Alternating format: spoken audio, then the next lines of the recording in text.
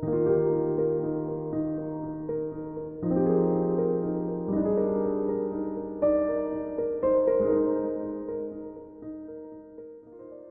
Devans.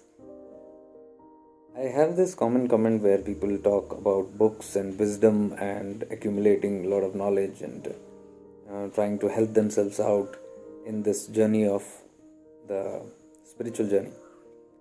Regarding that same, today I got another comment where the person is saying that I have thousands of spiritual books of different masters, and I even end up reading every day those texts, but still I remain a lot confused and not understanding because it's too overwhelming for him and what is to be done, and that gives a rise to a certain kind of impatience or some kind of restlessness.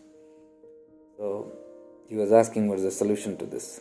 Well, I was anyhow observing that when people post a lot of things, we do posting. Even I post a lot of quotes and messages from scriptures and masters and all that. But there is a little difference which I want to clarify here. If you understand that very clearly, you will be able to catch what is this all gyan about, wisdom about, and books about, and scriptures and texts about. I've seen videos where people appreciate and encourage and inspire to read a lot of books. And at the same time, I've seen that what is the use of reading so many books? And you are just like parroting it out, or both are true. So it all depends on how you approach this and why are you taking this approach of books. Books are knowledge. Books just contain knowledge.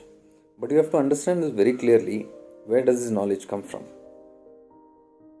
The books are either written by authors who are like you and me, just common people, or they are reproduction of the wisdom that flows through the inner, deeper senses.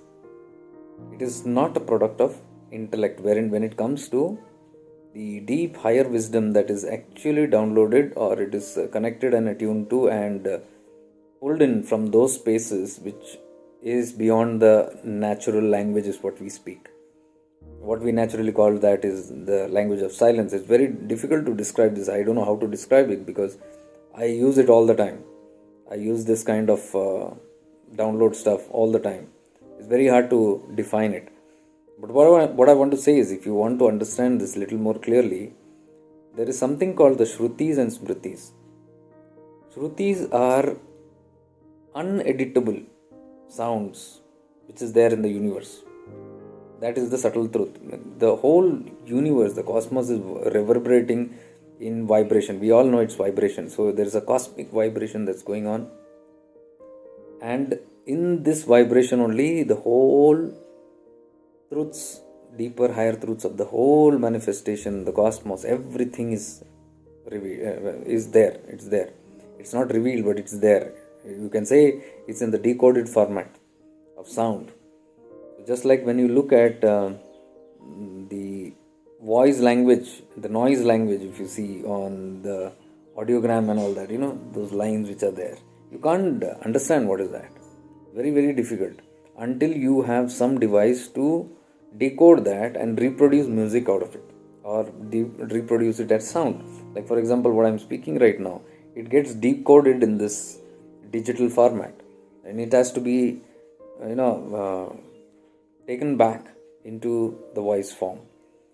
This is exactly what happens in the universe also. There is a lot of sounds going on, and this is where in ancient times all the great rishis and all sat and meditated deep in their deep samadhi states. They could actually listen to the sounds and pull it back into their senses and decode it. And that is what came out, which we call as Vedas and Upanishads. Those are the most higher truths.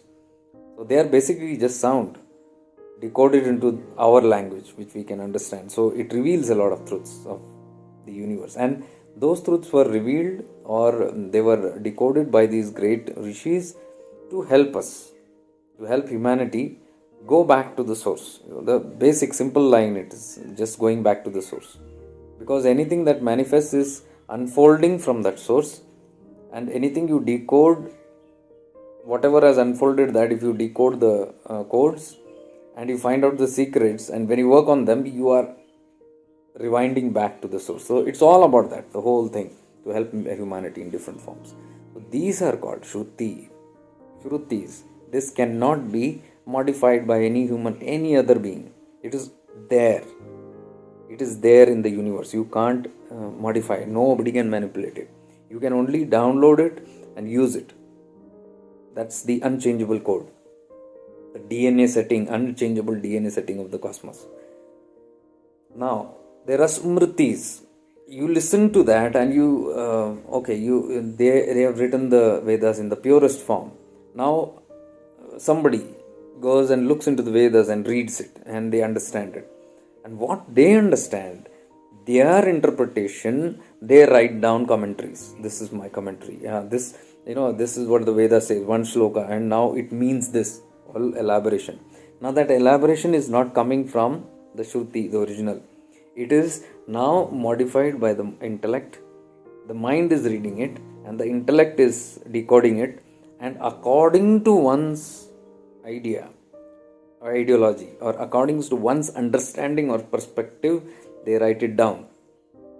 When this modification happens, which is not, perhaps, we do not know how accurate it is, because person to person it changes. Why it changes? Because everybody has got certain kind of impurities, flaws and all that, which influences their intellect. Are you getting it? Impure minds are there. Not everybody is pure, apart from the great rishis. So they were actually decoding it purely. But any human being, however highly or saintly, they will still have some or the other here than flaw, and depending on that, they will decode that. So when they decode that Shrutis, that get converted into their own interpretation, which is called as Smritis.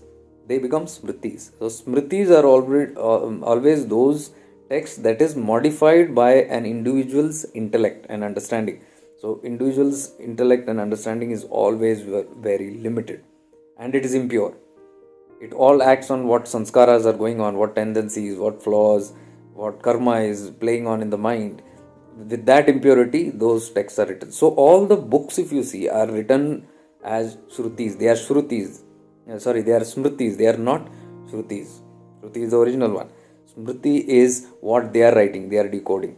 So all the books that we have, everything that is written after those, including even the Puranas, because there, it was maybe have been written by rishis, but they were not to that perfect this, because they had to decode that for human beings, and they had to modify it a little bit, so that people can relate to the Vedas and Upanishads through these Puranas. And Puranas kept on increasing one by one. So as it kept on increasing, these were just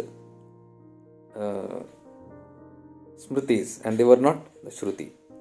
So we have to understand that when we read any book, we are not reading the truth, but we are reading that person.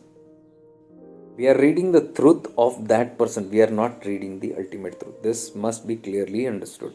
So now when we take all the self-help books or spiritual books or any kind of books that you're looking into, even the mystics books also, because mystics don't write it. For example, Bhagavan Nityananda, he never wrote. He never dictated also. He was just in a certain trance, and whatever spilled out of his mouth, somebody wrote it down. So when they wrote it down, their intellect was involved.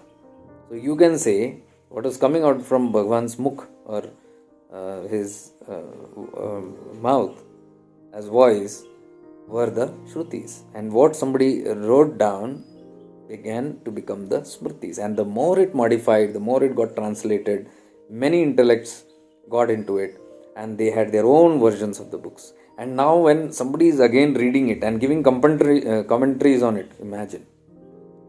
Bhagavad Gita is already a modified version of the ultimate truth of Vedas and Upanishads, and from the Brahma Sutras, if you see. And from there, somebody reads and puts a commentary or gives a dictation on Bhagavad Gita. There are so many commentaries. All are Smritis, not Shrutis. So it is all has their own ideas and opinions and own narratives.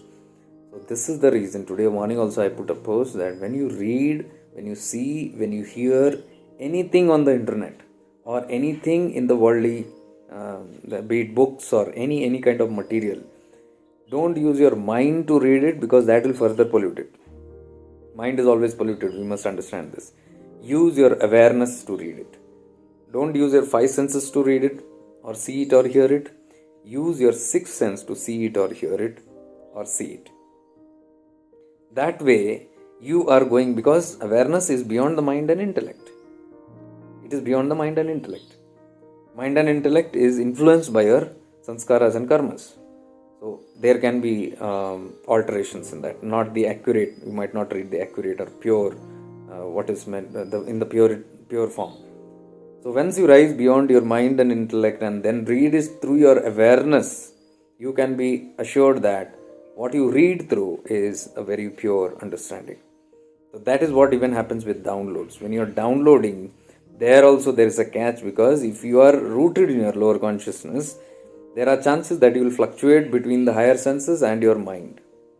So if I am downloading something that's coming from there and I am receiving some messages and I am in a very good ecstatic higher vibration state, I am receiving it in the pure form. But there can be chances where I suddenly come, like there is a knock on the door and I get, okay, who's that? And I look, and then I think about 2-3 thoughts and then I'm again connected. So there can be impurities there also when you are changing. So it can be fluctuating, the messages. So it all depends. And nobody can assure that this is the ultimate truth. So it is very dangerous to read through and accept whatever. Whoever says whatever and whoever writes whatever, it is very dangerous, because you don't know whether you are tapping into the ultimate truth or somebody else's truth, what they perceive as truth. Because everybody, when they read a book and they talk about it, it is their opinion.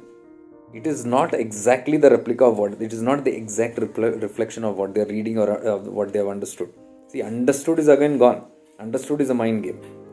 So the mind understands something and represents something, regurgitates something else. It should be the awareness that catches us. So the more we use senses in it, the more polluted it becomes.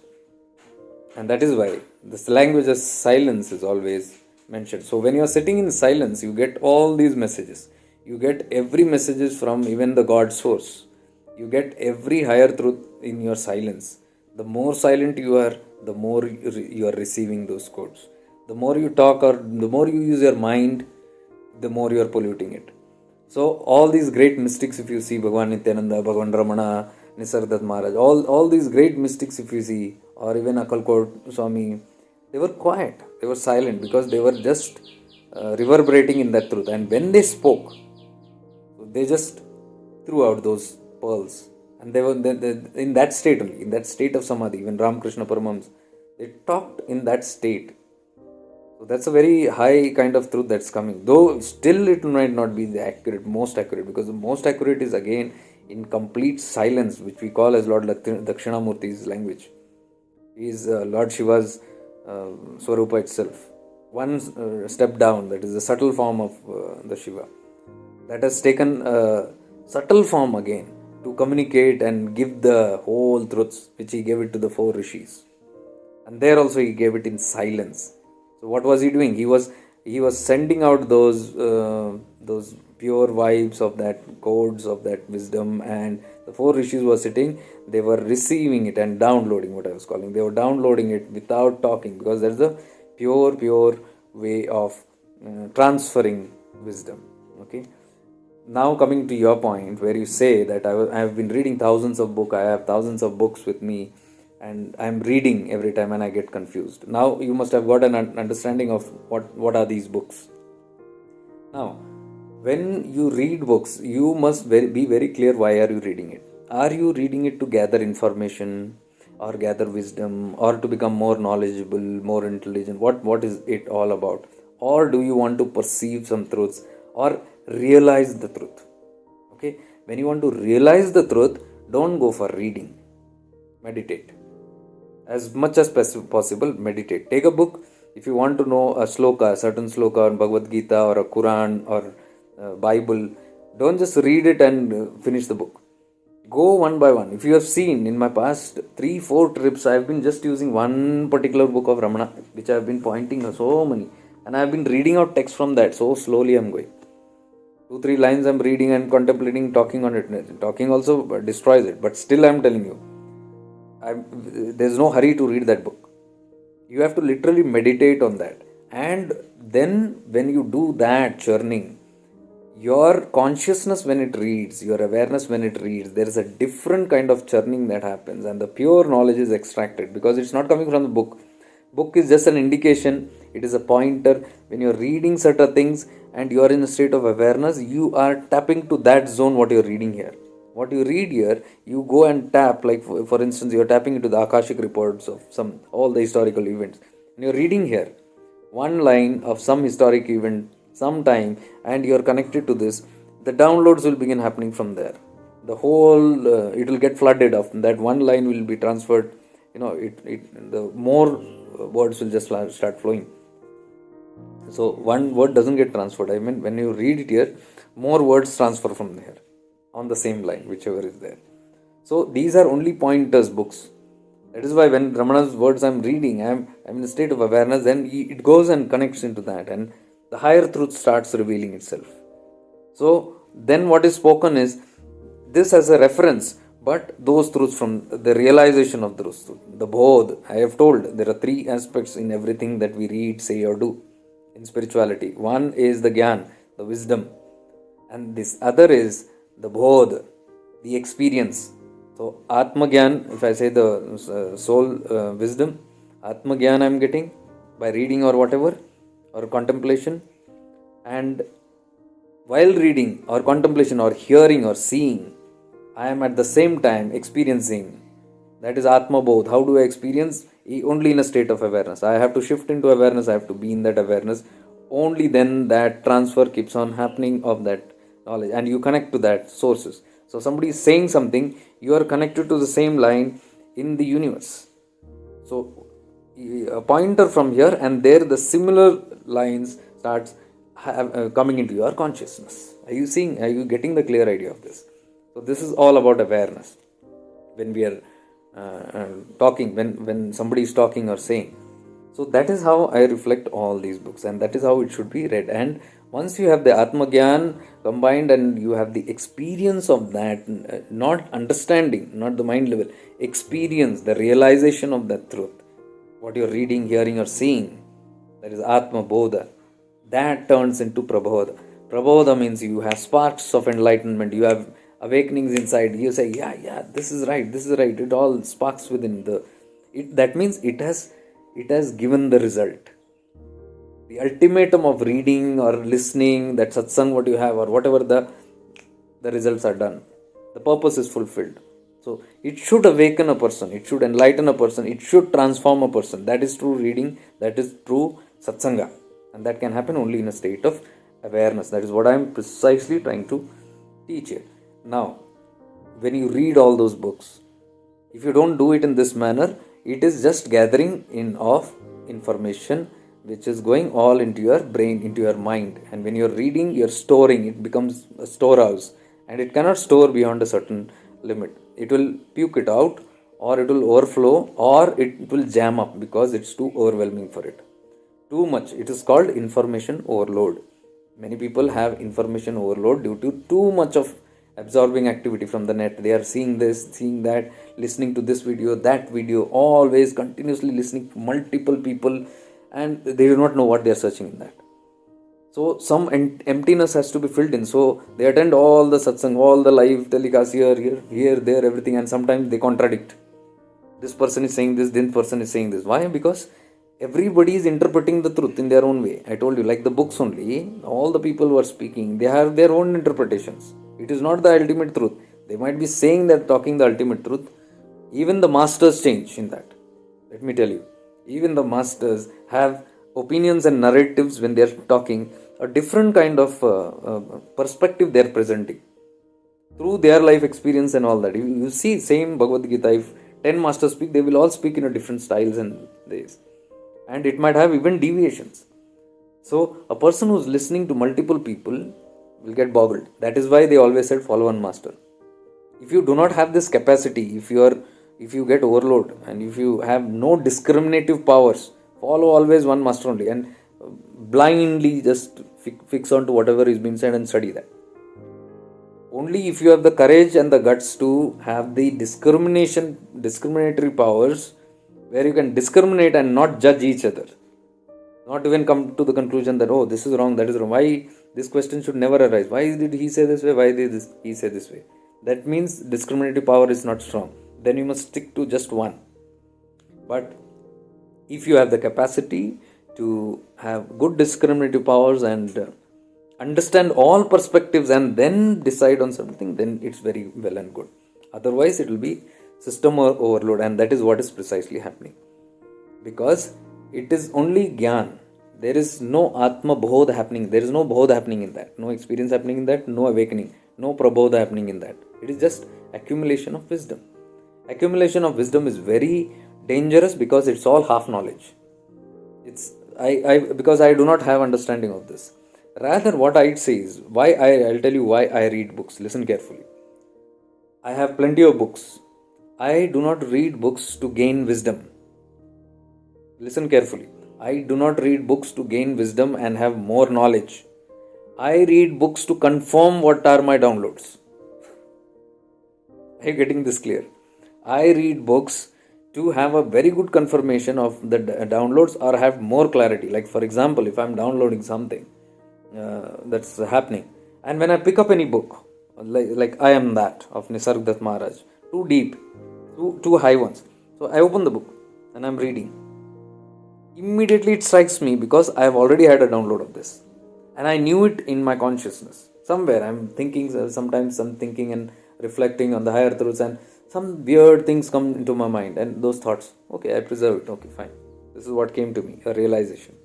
Now when I read books, I say, yes, this had occurred to me that day, and this thing had come to me. So I have a pure confirmation of the download that I received was coming from the absolute truth. Are you getting this? So I have all these books and I keep reading, even Bhagavan Ramana's book which I am reading, Chidakasha Gita which I am reading. I am not reading it first and then giving the Gyan. Oh, something new I read, this is how. No. Only after I realize that thing only I share. When I am confirmed, yes, this is how it is. And how do I realize whether it is it? Because what I have read has to be in my this. Either it has been downloaded before some time in my consciousness. If it is my consciousness, it will immediately come out whenever I read it. Immediately. It will relate. If it has not been there and I am reading something new, then the same experience of Atma Bodh should happen. I am reading in awareness something new and very much involved in it. Full through my awareness I am reading it. And the Gyan I am taking and the Bodh is happening. The Atma Bodh, the experience is happening. Why experience? Because I am connected to that. So I am reading something here as pointers. There I am connected. More things are getting downloaded. And one line is been read or 10 things are coming down here.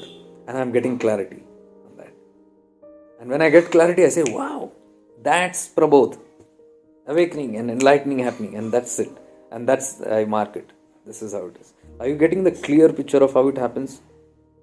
So before people give me lecture, you don't read books and don't just give lecture, don't give your Gyan and all that, please, because nobody knows each other, so it's not better to judge how anybody does and all that. Today I had to share this because somebody asked, knowledge is actually overwhelming to me and it's confusing me. This is why it is confusing. So if I would suggest that you repeat this video 2 to 3 times and listen carefully. You will get clarity in it, and then you follow the same things when you are reading or meditating and see what happens. With much divine love and light to you, stay blessed.